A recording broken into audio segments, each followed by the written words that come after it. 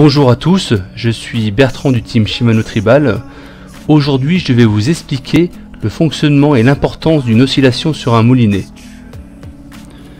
Tout d'abord, vous pouvez remarquer, lorsque vous moulinez, que votre bobine monte et descend.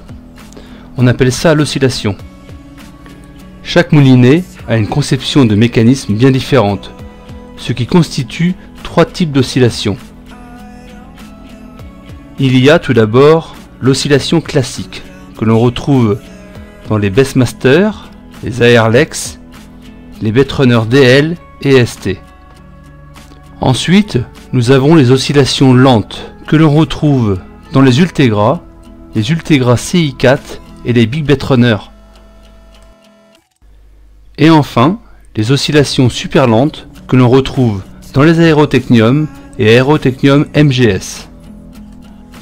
Il faut savoir que la qualité de répartition du fil sur la bobine dépend avant tout du type et de la vitesse d'oscillation.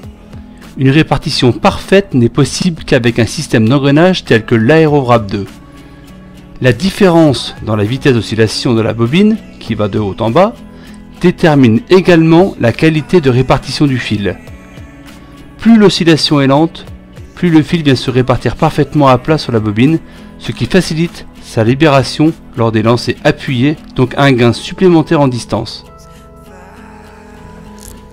Vous remarquerez qu'à chaque tour de manivelle, votre bobine monte et descend, et votre pick-up tourne autour en formant des spires. L'Aerowrap 2 a une très grande importance, car il permet d'avoir des spires jointives et parallèles grâce à sa double vitesse d'oscillation. Pour bien choisir votre moulinet, il est important de savoir qu'une oscillation classique formera jusqu'à 19 spires entre la montée et la descente de votre bobine. Une oscillation lente formera entre 20 et 49 spires entre la montée et la descente de votre bobine. Et enfin, une oscillation super lente formera entre 50 et 100 spires entre la montée et la descente de votre bobine.